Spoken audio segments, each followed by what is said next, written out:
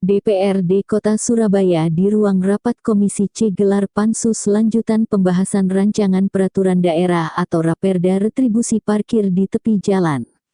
Pansus Raperda ini diketuai Abdul Goni Niam panggilan akrabnya Cak Goni yang juga anggota Komisi C DPRD Kota Surabaya. Cak Goni kini sedang membahas penambahan tarif parkir progresif dan inap bersama Kepala Dinas Perhubungan Pemerintah Kota Surabaya. Cak Goni, politisi muda dari PDI Perjuangan, mengatakan, semangat dibentuknya Raperda atas revisi Perda ini adalah supaya lalu lintas di Surabaya semakin tertib. Usai pembahasan Raperda retribusi parkir tepi jalan, awak media menemui Ketua Pansus Cak Goni dan Kepala Dinas Perhubungan Pemerintah Kota Surabaya Irfan mengatakan. Ya, jadi kita akan mengusulkan dua Raperda terkait dari implementasi atau tindak lanjut Perda 3 2018 tentang penyelenggaraan parkir ya, baik parkir tepi jalan umum maupun parkir tempat khusus yang merupakan aset Pemkot.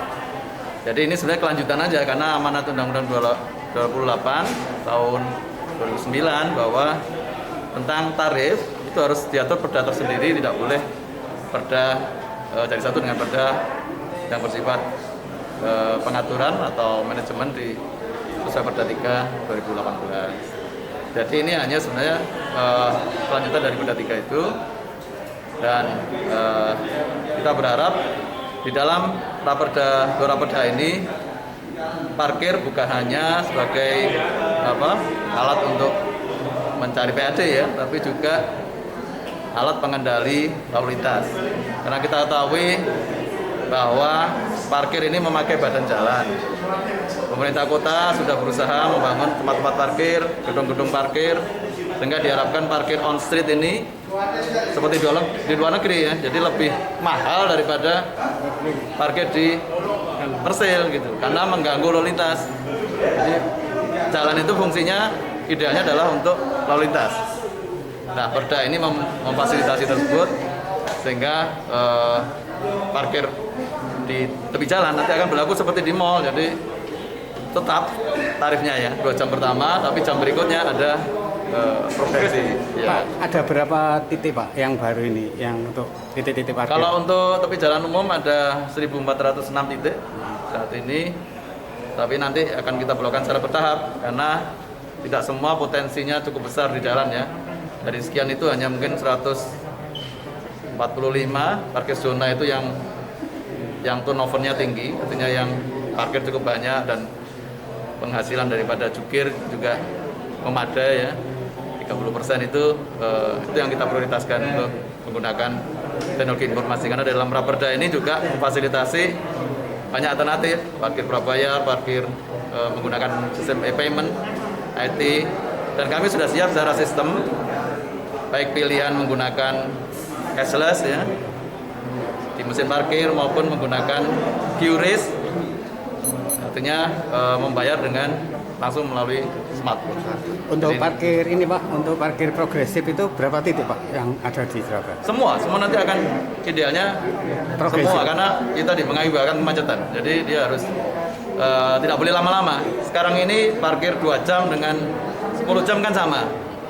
Nah, ini juga menimbulkan potensi kebocoran karena jukir kadang-kadang kalau kamu parkirnya lama, bayar berlebih gitu ya. Nah, itu tidak akan terjadi karena semua masuk ke dalam rekening bank dan dia memperoleh bagi hasil. Jadi kita sudah masuk pada pasal per pasal mengenai terkait dengan pembahasan tarif parkir. Intinya semangatnya adalah bagaimana kota ini menjadi smart city. Tujuan kita untuk adanya Raperda ini kan adalah untuk melakukan penertiban di tepi jalan umum. Semangatnya ke sana. Jadi terkait dengan tarif kenaikan itu paling tidak memberikan dampak. Jadi kita tidak melakukan macam-macam, melakukan penyegelan sepeda motor dan sebagainya seperti itu, tapi bisa menambah PAD kita, paling tidak bisa berkontribusi untuk kepentingan masyarakat. Terus yang berkenaan dengan mengenai titik tadi disampaikan oleh Pak Kadis, walaupun rapat sudah kita tutup, nanti kita akan coba bahas lagi Jadi ada kan kurang lebih 1.400 sekian titik parkir. Tadi sudah disampaikan, saya juga menanyakan perihal mengenai beberapa parkir yang ada di Surabaya Barat, Surabaya Timur, Surabaya Tengah, Surabaya Utara, itu kondisinya seperti apa.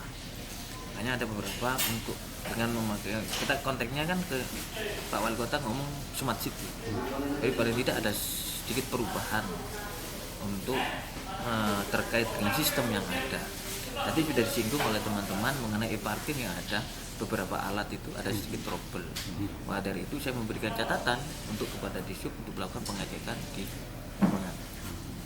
Seperti itu. Tarif tadi ada perubahan Om? Ya memang ada perubahan, tapi kan tidak terlalu berlebihan. Memang kalau progresif kan naiknya mungkin 1.000, 2.000 seperti itu. Jadi kalau memang progresif sama sih sebenarnya seperti apa yang dilakukan di mal-mal itu.